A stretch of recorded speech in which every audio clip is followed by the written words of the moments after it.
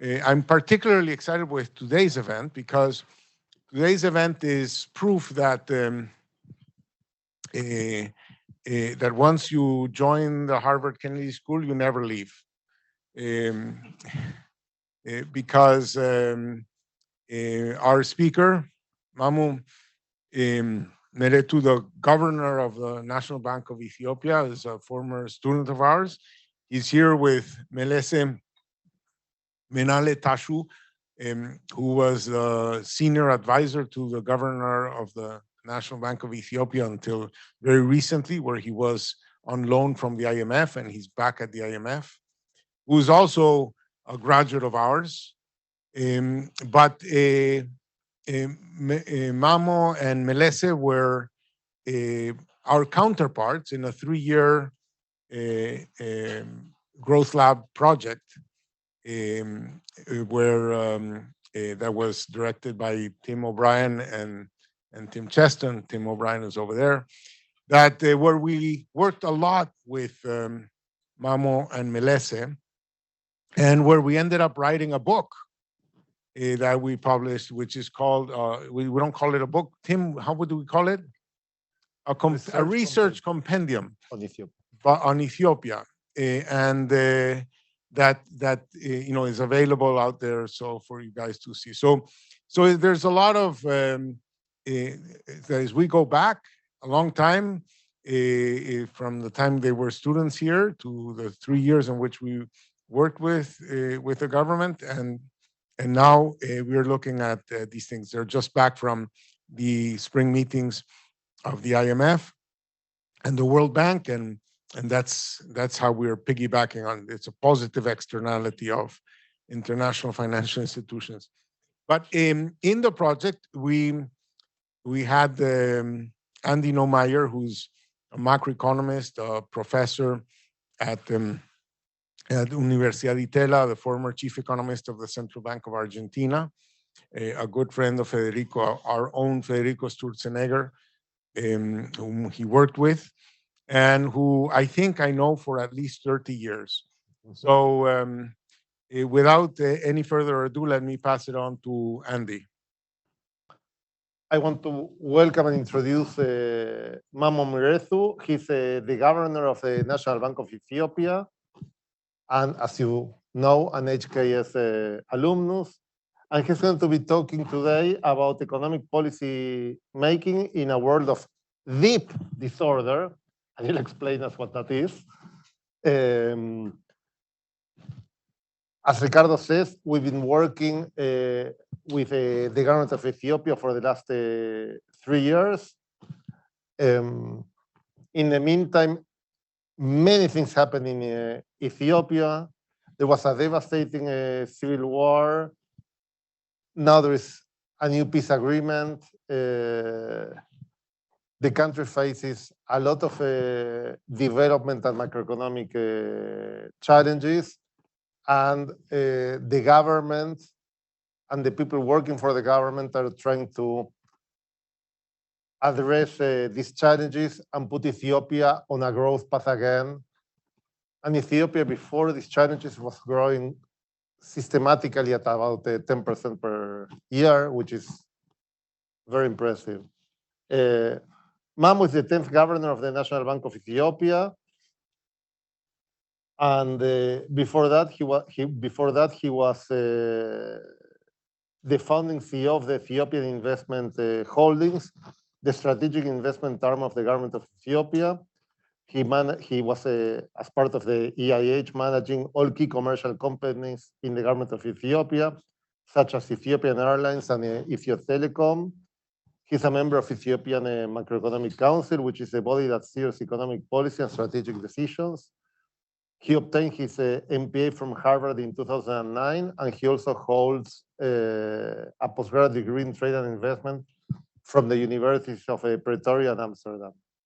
He was a gold medalist when he graduated from the Addis Ababa University of Law, and he will now talk for about 20 minutes, and then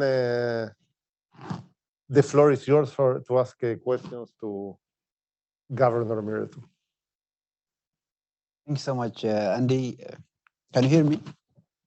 Thanks so much. And thank you, Professor Hausmann. It's a huge pleasure. It's wonderful to be back to the Kennedy School after so many years. This is a fantastic school. It's a great school. I fondly remember the relationship and the friendship that I built in this school. I value the sense of community, the support that we have from the Kennedy School, including the collaboration that we have with Professor Hausmann and his team at the National Bank and broader Ethiopian government. So it's so nice to be back to the Kennedy School after so many years. What I thought I would do is maybe I'll take 50 minutes, 20 minutes, talk about the economic reform program that we are implementing currently in Ethiopia, and the challenge that we're facing, and what the future prospect is. And maybe what I thought would be useful is also to talk a little bit about lessons about policy making. I mean, the technical thing, I'm sure the theory and everything, you learn it here. But, in practical terms, in real world, how are policies formulated and what are the challenges? And I wanna just try to share in a few lessons on that as well. But I think a good place to start would be, as Andy mentioned, to talk a little bit about Ethiopia's economic development gains, because here we are at a public school, we always talk about development. So I think it's very good to start by acknowledging the gains that we've made over the course of the past 2 decades before we talk about the challenges. In the past 25 years in Ethiopia, we made significant progress in terms of development. Our economy has increased significantly over the past 25 years by almost 15-fold. Now the Ethiopian economy is the third largest economy in sub-Saharan Africa, next to, I believe, Nigeria, and South Africa is the third biggest economy in the African continent. And this is not just growth. This growth was translated into meaningful gains in terms of, for example, human capital, in terms of access to basic services. So it's not just growth, but there is also real impact in terms of other indicators, particularly poverty reduction. So, for example, 25 years ago, poverty rate in Ethiopia was close to 46%. Now that has declined to 20%, less than 20%. So there's meaningful progress in that regard as well. In terms of life expectancy over the course of the past 25 years, life expectancy has, we have achieved close to 10 years increase in life expectancy. And again, this is not a small achievement. It's not just a growth. It actually is affecting the lives of everyone in Ethiopia. In terms of education outcome, if one looks at increase in literacy rate, there is substantial improvement as well. 20 years ago, it was close to 27%. Now that has improved to 60%. There are also significant improvement in terms of making and access to electricity reachable to Ethiopians, and it increased from 15% now to almost 50%, 50. And 50% of our population now have electricity, and that is because of the significant investment that went into the power sector, into the energy sector in Ethiopia. Ethiopia is currently, as you know, building the largest hydroelectric dam in Africa, the Grand Renaissance Dam, which is an important project, and that would substantially increase access to electricity to not just to people in Ethiopia, but also beyond Ethiopia to the neighboring countries. The project is more or less completed. It's 91% complete now. It costs us close to $5.5 billion, and it will be fully completed next year. And when it's completed, it will generate close to 5,000 megawatt energy that would fundamentally transform the energy sector in Ethiopia and in the region. So there's significant investment in access to electricity as well. In the agriculture sector, we've made substantial progress. Both agricultural output and productivity has increased, particularly in maize and wheat. This year, more or less, we've achieved wheat self-sufficiency. Part of it is because of the crisis in Ukraine, you will have to look inward, inside, and we've made substantial effort in terms of mechanization, cluster farming, and really input supply, and that led to significant improvement in wheat production, and we were able to achieve self-sufficiency in that regard.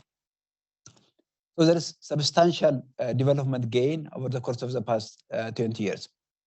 Now, a key question to ask is, what is the driver of the economic growth in Ethiopia over the course of the past 2 or so decades? How do we finance our development? I think that's a very important issue. And in our analysis, for most part, the economic success was made possible through mobilization of financial resources for what you consider to be priority sector and public projects. And internally, for most of the projects that we implemented, particularly public infrastructure projects that we implemented, the source of finance was the largest state-owned bank, the Commercial Bank of Ethiopia, which by far is the biggest financial institution in the country. So we were able to mobilize resources saving from the public and channel those resources into priority sector and public projects. Second thing is, we also borrowed significantly from external sources. So there was significant external borrowing, particularly from Chinese development financial institutions. So there was significant borrowing from Chinese Exim Bank. To some extent, it's not as big as Chinese Exim Bank, but there was also some borrowing from Chinese Development Bank as well. So external financing from Chinese Development Bank, in addition to domestic finances, lead to significant increase in public infrastructure projects in Ethiopia, and that led to significant growth, and we were able to sustain those growth for a while. But of course, this model of financing development at some point reached its limit, and that was reflected in the macro imbalances that we experienced. For example, the projects that we financed through domestic finance and external borrowing largely served the domestic economy and didn't generate sufficient foreign currency. And because of that, we faced some difficulty, some liquidity challenge in terms of servicing our external debt. So that was one of the problems that we faced. Second thing is, in terms of financing the budget, we resorted to monetary financing. So the National Bank of Ethiopia was financing part of the budget deficit. That led to inflationary pressure as well. A third thing, because much of the credit in the economy was going to priority sectors and also to the public sector, the growth and the investment for most part was driven by capital accumulation as opposed to productivity. Particularly, the role and the participation of the private sector in the economy was not significant, so which directly affect our job creation agenda. So that we have this problem of access to finance, particularly to the private sector. So this was the problem that we faced, although there was a positive story of development, although there was a positive story of that growth translating into meaningful poverty reduction and meaningful investment in human capital and public infrastructure projects, at some point it reached its limit. So at that time, coincidentally in Ethiopia, there was a change in government. This is very important, not everything is technical, but there was a change in government. And with the new administration, there was opening and pragmatism to look at things afresh and with new attitude of pragmatism and sort of experimental mindset. So there was opening to confront our problems, particularly the problems that I outlined, and that led to some reflection and some diagnosis to develop a strategy, an economic reform plan that would address some of the macro imbalances that I described. So what we did at that time was, that was sometime in 2018, April 2018, we started thinking through, what is it that we are facing and what's it that we should be doing.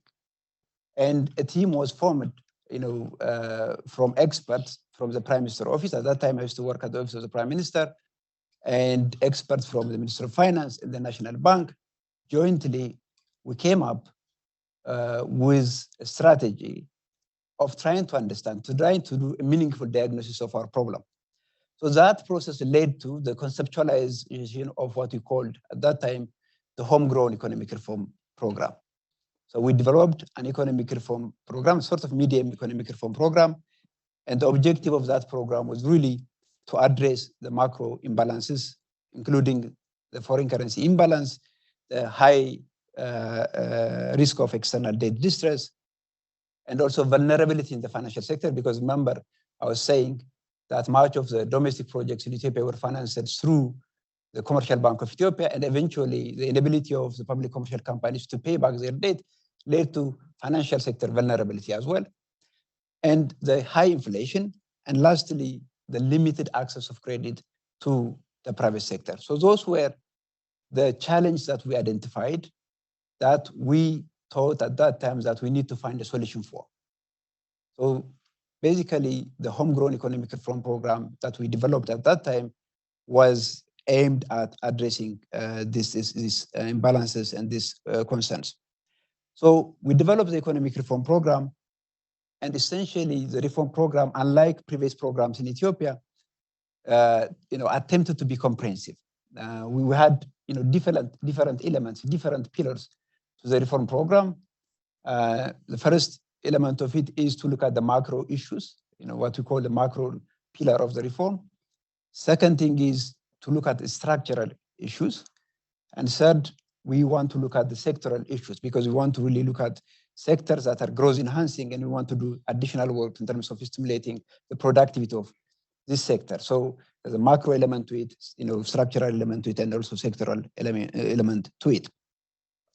On the macro front, our goal was, first of all, we want to step up efforts to improve public sector finance. We also did a number of activities to correct the foreign currency imbalance. And at the National Bank, there was effort to modernize the monetary policy framework, which I would explain in a little bit, and also strengthening the financial sector. Particularly, the biggest bank in the country, the Commercial Bank of Ethiopia. So, regulation the financial sector, effectively to address financial sector vulnerability was an important part of the reform effort. And finally, we want to develop capital and financial markets broadly. So these were, elements of the reform program that were clearly outlined, that we had, a clear strategy for. On structural reform aspect, basically the goal was to try to, first of all, stimulate private sector participation in the economy. And we thought we would do that effectively by improving the investment climate in Ethiopia, by addressing regulatory, policy, administrative barrier to a much robust participation of the private sector in the economy. So there was a broader agenda of improving the investment climate in Ethiopia, things like, cutting the cost of business registration, improving access to credit, generally trying to rationalize and streamline the bureaucracy to support the private sector. Also in Ethiopia, there are two important sectors that would, important play in terms of enabling the private sector.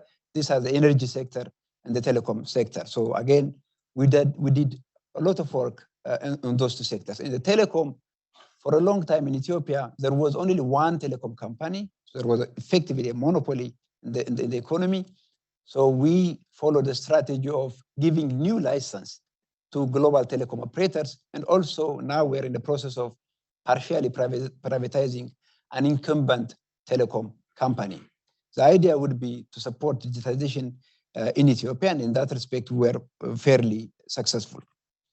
Power sector is an area where there was a lot of investment in Ethiopia. Much of the domestic borrowing and external borrowing goes into constructing new hydro projects. But there was additional work that needed to happen in terms of tariff reform, because in Ethiopia, electricity tariff was cheap, So we want to make the state-owned public energy company competitive. So we undertake a tariff reform program, which is still continuing. There was also, as I said, a sectoral reform program. So in short, we had a problem that we need to confront. I think we looked at it, properly, and in response to that, we came up with a reform program that was substantially different in terms of its orientation, in terms of its content, and in terms of its comprehensiveness. I say that because in terms of orientation, the goal was to move towards an economic model that has a healthy balance of private and public participation. In the past, it was dominated mainly through public investment. Now, we want to increase the participation of the private sector. So the orientation was towards more productivity, towards more active participation of the private sector. By content, I mean, we didn't really confine ourselves in terms of macro reforms. We also try to look at structural and sectoral reforms. And by comprehensive and integration, what I was referring is we just not look at, for example, reform in the fiscal sector. We want to integrate the effects reform with the fiscal reform, with the monetary policy reform. So everything has to tie together. So that kind of approach is what we followed. But of course, having a great plan, perfect plan, is part of the reform journey. And I'm sure when you go back, wherever you want to go back after finishing your stint here, you'll immediately see this. It's easy to develop a reform program. It's easy to identify what the concerns and the problems are. But when it comes to implementation, all sorts of things happen. I mean, nearly every time you start implementing a reform program, things go, differently. Nothing goes according to plan. So, I mean, I remember, the sentiment that we had, the energy that we had, and the ambition and the hope that we had when we developed and conceptualized the reform program. Once we did that, I would say 6 months in the implementation of the economic reform program, all sorts of things happened in Ethiopia and broadly in the world. I mean, the first thing was the COVID pandemic. The COVID pandemic happened 6 months after the start of the implementation of the reform program. So things that we didn't expect came up. So we have to really think of, what are the risks, what are the unknowns, where would this reform program go wrong? Should be constantly embedded in your thinking. And that's exactly what happened in our case. So in short, after the development of the program, we faced a cocktail of compounding challenges, something we never expected happened. So as I said, we talked about the COVID pandemic, but some of it are external shocks, some are domestic shocks, some are short-term by their nature, some are structural. So I would list, for example, the pandemic, the COVID pandemic, and then immediately after that, unfortunate for us, in Ethiopia, a very tragic civil conflict and a protracted civil conflict started immediately after the COVID. And so that also really was related in some respect to COVID. But in any case, there was a conflict in Ethiopia, which of course nobody could really anticipate. And then of course, the disruption of the global supply chain and transport network, after COVID globally, China closing down and everything that follows had significant impact on Ethiopian economy. Of course, most recently, the Russia-Ukraine conflict had and its attendant impact on the price of fertilizer, on price of fuel, had significant impact on our economy. And of course, because we live in a part of the world that's prone to climate shock, we have recurrent droughts. So this long-term challenge of climate shock invariably affected us. So this crisis, it will never go away. So, I mean, surely there is this anticipation that, we'll address it, but I think now we are used to this kind of crisis. So all this compounding challenge affected the pace of our reform program. So it has caused a heavy toll, affecting, number one, domestic economic activity, clearly. It affected price level. So inflation became a structural, persistent macro challenge in Ethiopia. It affected our budgetary outlays. It affected monetary development. And finally, of course, it also affected balance of payment outturn. So there was this impact that we have to grapple with, we have to confront to try to take the economy on the growth path.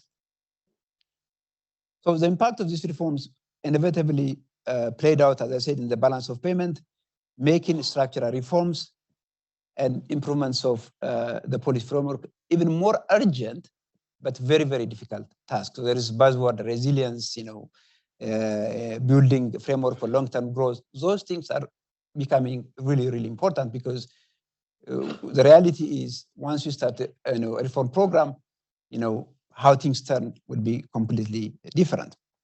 So this crisis upon crisis had, as I said, significant impact on our reform program, despite our initial ambition. Given the immense scale of the shocks that we faced, we had to adjust and we have to constantly improvise.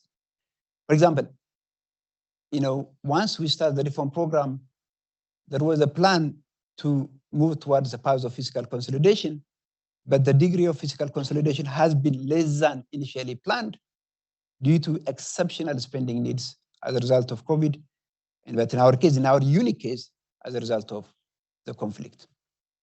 So we went exactly the opposite direction of what we thought we would achieve through the reform program. In terms of planned monetary restraint, the goal was to exercise restraint, to have a disciplined monetary stance because we want to address the inflationary pressure. But that was not possible in the context of COVID, in the context of high government domestic financing needs. Again, there was shortcoming and there was shortfall in that regard. Of course, balance of payment development deviated sharply from our initial plan, partly because of the conflict, and the conflict led to a significant deterioration of our external engagement and in relationship with international partners. So lack of financing from our international partners, international lenders, mean it will have significant impact on our balance of payment return. So I say all of this to say that this kind of unexpected shocks would lead to limited fiscal space, and that inevitably will lead to difficult policy trade-offs. So do we focus on growth, or do you focus on tackling inflation, or do you focus on achieving financial sector health and stability? I mean, these are difficult issues that has clear trade-offs. And all this happened because of, as I said, unexpected crisis upon crisis that we faced. But having said that, I mean, it's not just a story of challenge and that we are not implementing our reforms. We also tried our best to implement reforms that we initially discussed as part of our economic reform program. So I'm going to list a few of them. First thing is we tried to undertake a difficult subsidy reform. So there was wasteful subsidy in the fuel sector. There was wasteful subsidy in the edible oil sector, wasteful subsidy in the wheat sector. We more or less, eliminate subsidies in these sectors, and that has, of course, positive impact in terms of minimizing the fiscal risk. We also followed a tight management of new SOE borrowing, and we avoided completely non-concessional debt because we really want to address the debt risk. And after this government came into power, we haven't borrowed even a single dollar in terms of non-concessional loan. And as a result of this, our debt to GDP ratio has significantly decreased.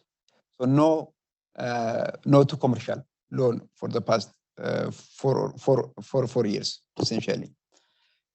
Also, in terms of fiscal policy, we developed a treasury bill auction market that was successfully launched, and that provided for us the space to develop a market-based system of financing the budget. Because in the past, whenever there's a budget deficit, the tendency was to go to the National Bank for monetary financing. So we want to reverse that, and we developed a treasury bill market to really follow market-based financing of the budget.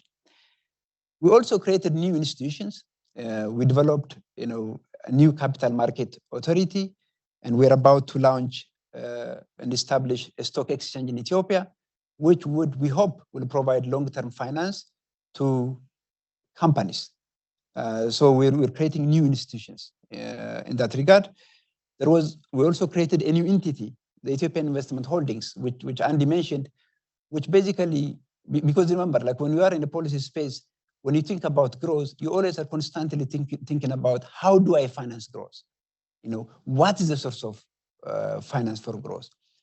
One thing is to go to multilateral financial institutions, but this is not really a sustainable way of financing growth. So we need to find out and come up with an imaginative solution to finance growth. And our solution to that would be to establish a new entity that would take all the public commercial companies and instill discipline, corporate discipline, so that value can be generated not just from new investment, but also by better managing existing assets that we have. This can completely transform the economy because there is so much value that can be created by changing the way we do things. So we created this entity as a sovereign wealth fund, basically taking all the public commercial companies and professionalizing the management of the companies so that value can be created from existing projects, can be created from existing operation of companies. Finally, we opened up the banking sector to foreign participation, which was really a decisive reform in Ethiopian context, simply because the sector was closed forever. And this, we hope, will address long-standing weakness in the scope, depth, and accessibility of modern financial services. So it's a story of challenge, but it's also a story of resilience, because we've taken a number of reform measures that we hope would help us sustain the growth of the economy. We'll just quickly, because I don't have time, so I'll try to summarize. So that's where we are. Now, this conflict that I told you about is over. It's through a peace agreement. Now we are at a stage where we are trying to resume the reform programs that we've started. We are at the phase where we're trying to address long-term structural reform issues on the back of peaceful settlement of an active conflict that we had in Ethiopia. And this is a good moment really to deepen those reforms and really transform the Ethiopian economy and unlock the potential of the economy. So my last point, what are the lessons? I'm not going to talk about here economics, but the lessons, practical lessons. Maybe I'll try to talk about three important lessons. First thing is, in the context of developed market, when you think of reform, it's driving the car. If you just think of a car as an institution, it's driving a car using existing levers, such as levers of the machine, to optimize across variables. But in the context of developing country, when you think of reform, it's not just driving a car, it's actually like building the car as you drive on the road that's not fully completed, while you are arguing with your spouse about the direction. So it's a complicated thing. So it's not like you're working an existing system and process. You have to actually build the institution itself, in this case, the car. And it's not like there is a shared understanding of what the reform would be. You have to constantly discuss and engage with different parties. So it's really important to talk about not only the technical part of the reform. I think you need to think about how do you mobilize people around you? How do you engage with other people? So take courses in group dynamics, take courses in leadership. That's very important for MPID students. Second thing is, policymakers need to know how to sit with ambiguity and uncertainty. Not everything becomes clear immediately. So I think we need to have the stomach to absorb, and just 2 minutes and I will finish it. So to really absorb and sit with ambiguity and conflict within the group, plus internally as well. So I think this is an important skill developed. Not everything becomes clear immediately. So I think living with uncertainty, living with ambiguity would be an important skill to have. Third thing I would say is, most of the problems that we face in developing countries by nature are complex problems. So do not believe anybody who says they have an easy solution for the problem that we are facing. There is no easy solution. There is no technical solution. And I think it's very, very important that we learn how to work in a group, and that we realize that most of these issues could be addressed through collective efforts. You talk about before this sense of us having sort of a shared understanding. That's very, very critical, because if people are not with you, it's very, very difficult to solve this problem. And most of these things will not solve immediately. It will take significant amount of time. So you can only solve them through time. So in some ways, in my experience, solving developmental challenge is a process, it's a journey, and it's also a process of both conservation and a process of change. So there is an element of conserving what we've achieved, and there's also an element of change. Because in our case, for example, we try to build on past gains. We didn't really try to cancel everything out. So, there was significant progress that happened in the past, but we tried to, identify in areas where that needs correction, and we build on it, and we try to change it. So there's keeping it and plus changing it is an important part of a reform program, and I think it's very important to keep this in mind. The sense of us, particularly in a country like Ethiopia, is very, very critical. We try to start big, massive public projects such as the Grand Renaissance Dam. We started a project like Green Legacy project. We are planting close to 25 billion trees.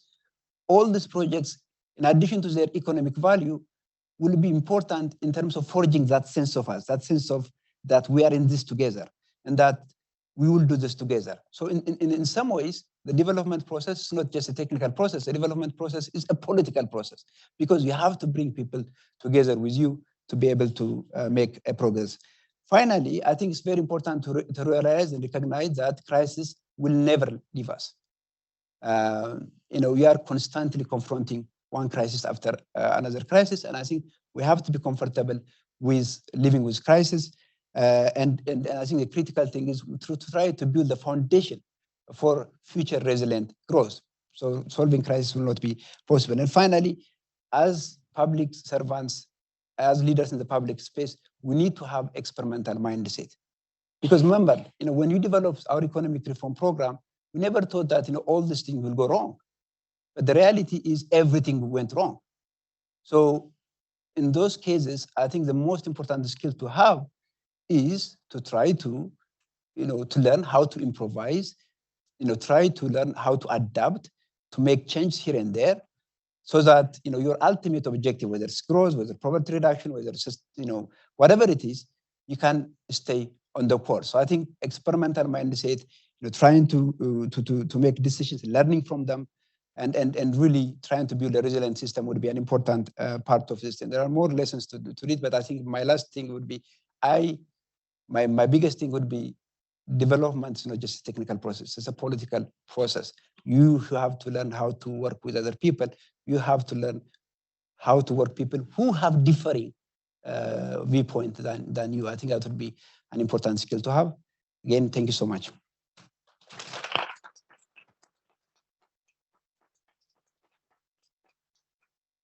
So thank you. Thank you very much, Mamo. Now the floor is open to you for questions. We have already a big demand and only 15 minutes. So go ahead. Yes, this is Tano, MPA ID 1.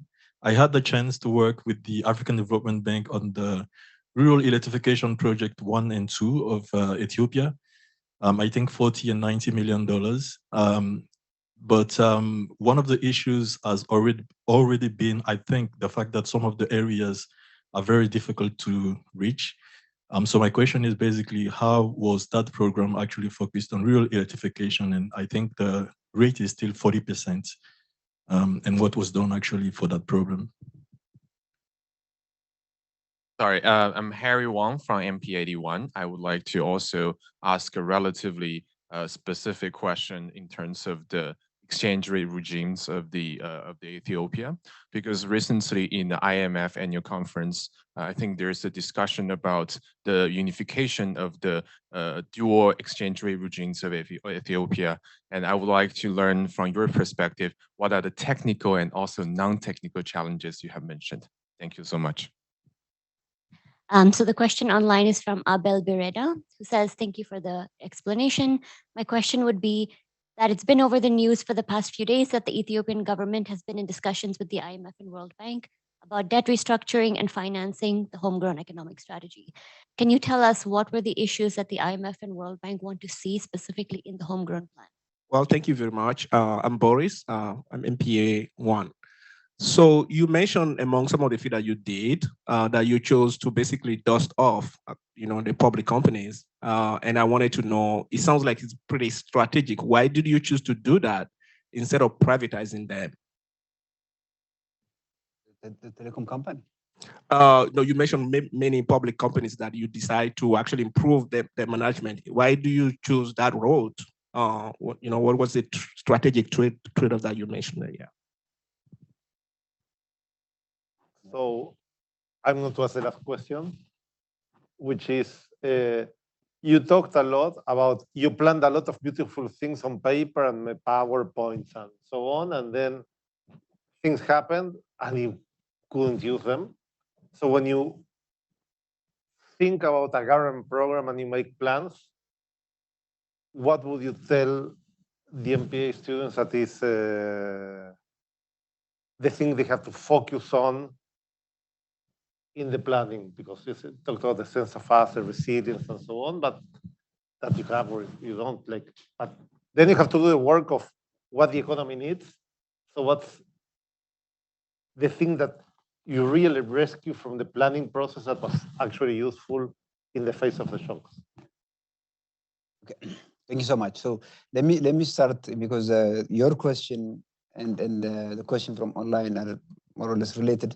So first of all, there's no such thing as IMF or World Bank program. I mean, the program, you go to IMF and the bank to help you implement your own reform program. So in some ways, the program is an internal program. It's a homegrown reform program. And essentially, some of the issues that we are trying to address in this recent updated reform program is the issues that we have outlined. So we know what our problems are. Our problems are basically high debt risk. There's inflation problem. There is also the FX imbalance, and also the issue of credit and financial sector vulnerability. So these are the issues that we're discussing in the context of an IMF World Bank program. To make progress on these issues, you need external support, external financing to enable these reforms. But I'll tell you, whether we have support from the bank or IMF or not, we'll continue these reforms, because this is our reforms, and it's very important for us to do these reforms to sustain the growth of the Ethiopian economy. In that respect, I think what we are pursuing is a strategy and policies that would help us sustain growth in Ethiopia. I mean, you mentioned the exchange rate issue. I mean, in general, if the exchange rate system is generally is not properly addressed, it will have to be distortionary. But how, what are the mechanisms are different issues. So basically what we want to do is we want to create a system, a process where the role and the participation of the private sector in the Ethiopian economy is strong. We want to create a system where, we have healthy debt. I mean, particularly the problem that we're facing right now is the liquidity challenge. We want to address that. We also have big financial institutions in Ethiopia, particularly the Commercial Bank of Ethiopia, that lend significantly to the public sector. That drives all these economic activities.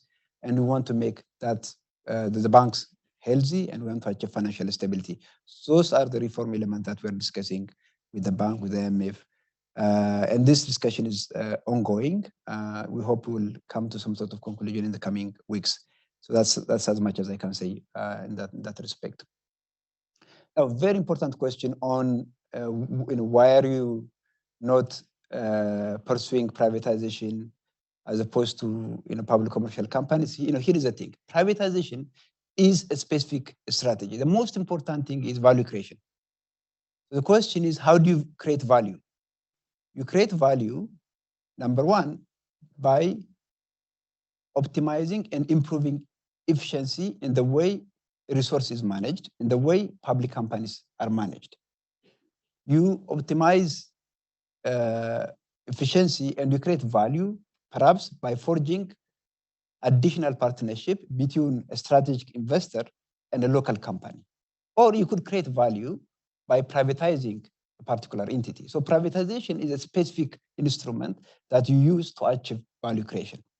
So the approach that we take in Ethiopia was, instead of saying we will have a privatization program, we say we have a program where public commercial companies will be properly managed. And as part of that process, if some of these companies need to be privatized, we will.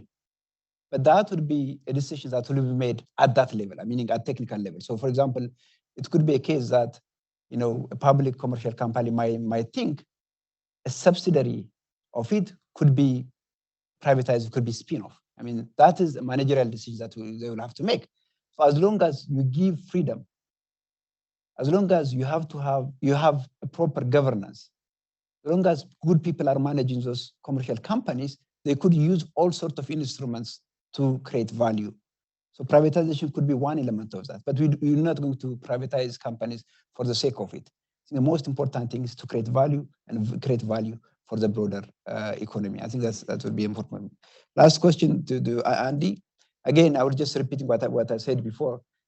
For me, it's one thing to have technical solution and policy prescription for a particular development challenge, but that's not enough, because if the point of our work is to get things from point A to point B, then in addition to the technical work, you need other things. I think you have to look at if that particular reform, if that particular change is feasible in a political context. You have to also think about whether you have the support of people around you. So all these are important issues. So what my advice would be, as much as it's important to focus on technical subjects, it's also important to think about how to think about these things and how to move people around you, because the task of leadership is really about mobilizing people. It's really about understanding people and putting their concern in mind.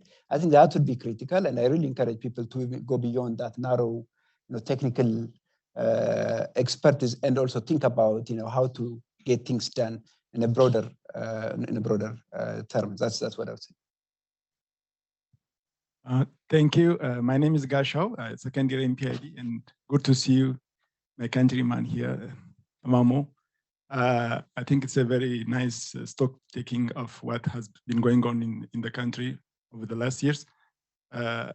My question is, because you have mentioned this oil crisis that happened, and I'm concerned to what extent, for example, policy contributed to the outcomes, both positive or negative outcomes, because if you overlay the crisis with the policies, we may be myopic to seeing which policies are working and which are not.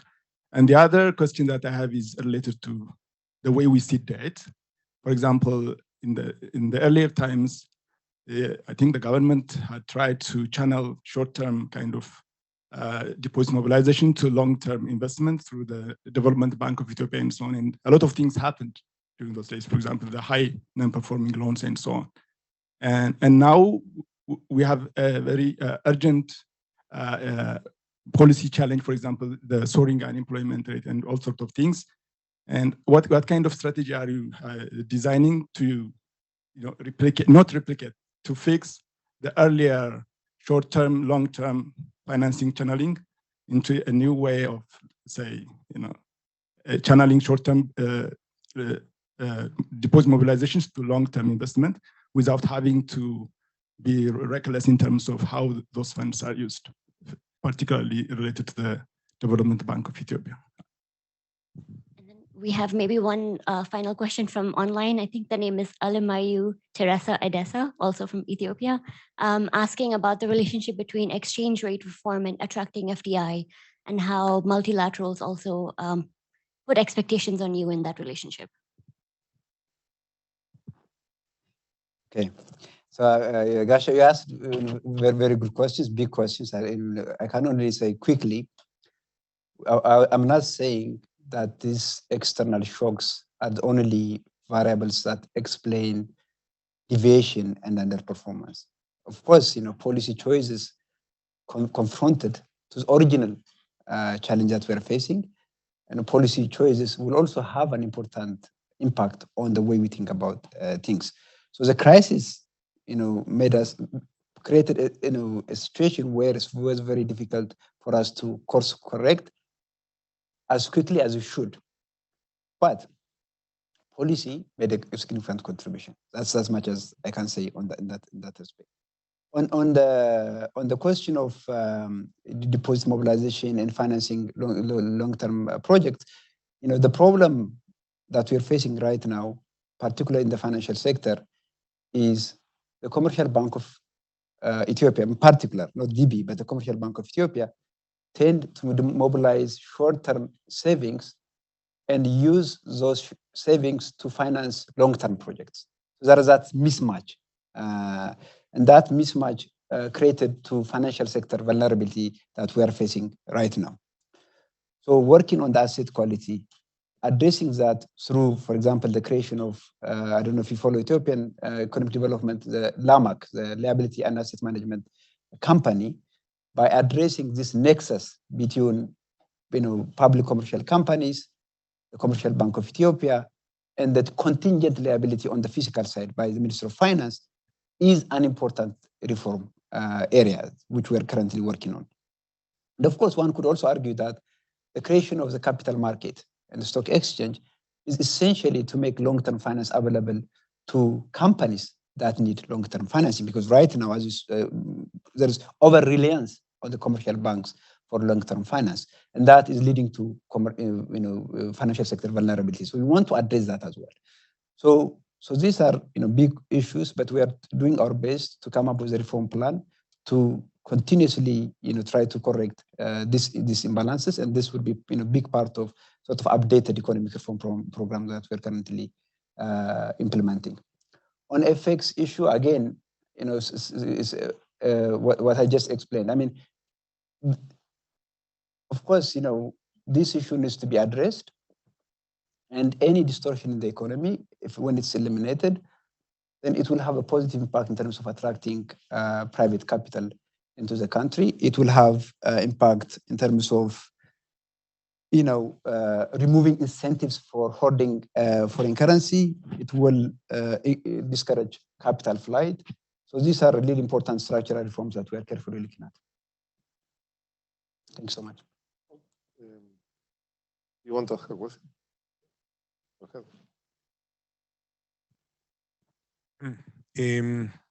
That was a really, really remarkable presentation, both in terms of the technical substance, but in terms of the individual skills that people in positions of leadership need to have, that I thought were extremely thoughtful. And I wanted to ask you a reflection about a global financial architecture. Once upon a time, people spoke once about the sovereign debt restructuring mechanism for countries that have financial issues. Then they went in a different direction. Now, because China has become an important lender, especially in the case of Ethiopia, the G20 came up with this common framework. You're one of the 4 countries in the common framework. None of those countries has gotten a deal yet. So this is like a new piece of a financial architecture. If you were emperor of the galaxy, I'm sure you're running for the position, what changes would you do to the financial architecture so that these types of debt issues can more easily be resolved? Thank you so much. That's a very important question. I think the first thing that I would say is, in any debt discussion, I think it's very, very critical to put the interest of the borrowing country at the center. what's happening right now is the mechanism for addressing the debt challenge of developing countries is undermined by broader geopolitical rivalry. So the issue becomes not just about the interest of developing countries and their ability to service their debt, but it becomes a competition between a number of countries, and that ultimately will affect the interest of the borrowing countries. So the first thing that I would say is to try to reframe it in such a way that the interest of the borrowing country would be put at the center. The second thing is we need to put in place a predictable mechanism with time-bound process to try to address the debt distress of these developing countries. Right now, that's not the case. The third thing is, in our current context, if you take the case of the common framework, the way it's being implemented is conditional on so many things. It's very difficult to move on that agenda if you don't meet all these conditions. For example, in the common framework, you could only start the discussion with the creditors if there is, first of all, a properly formulated debt sustainability analysis, and that DSA will be put together by IMF and the World Bank, and the DSA will be shared with the creditors only if you have a staff level agreement with IMF. So it seems to me the debt discussion is conditional on us having an IMF agreement. So that complicates things. So I think there is a scope for the common framework to be considerably simplified as well, again, putting the interest of the borrowing country at the center. I don't think this issue will go away, because right now people talk about only Ethiopia, Chad, and Zambia, because we happen to be a part of the common framework discussion. But I think in the context of the Chinese Belt and Road Initiative, there are a number of other countries that would face these similar problems in the foreseeable future. And I think it's very, very important to put this agenda in the international financial architecture discussion and find mechanisms for simplifying it and fast-tracking it, because right now it's not fast, it's not predictable. It's basically something that exists in name, and yet something that has not delivered so far. And yet, if you want to be part of the common framework, you pay a price for it. The price, as we talked about earlier, the price is once you're becoming part of the common framework, your credit rating will be downgraded immediately. That affects the cost of your borrowing. The second thing is, if you're part of common framework, the new disbursement, new laws would immediately freeze. So the cost is clear, but the benefit is not immediate. And the way the benefit comes, it comes at a later stage. I think all this needs to be properly simplified. If this is not simplified, if there is a global framework for addressing this issue, taking out all these unnecessary global issues out of it, then what will happen is countries will go through this bilateral process to address their problem, and that will lead to significantly disorderly way of addressing the debt problem. So I think I'm trying to say too much, but I think there is a scope for this to be simplified considerably. Okay. So we can continue the conversation informally because we're over time. Thank you very much for coming, and thank you, Mamo, for sharing your experience with us. Thank you.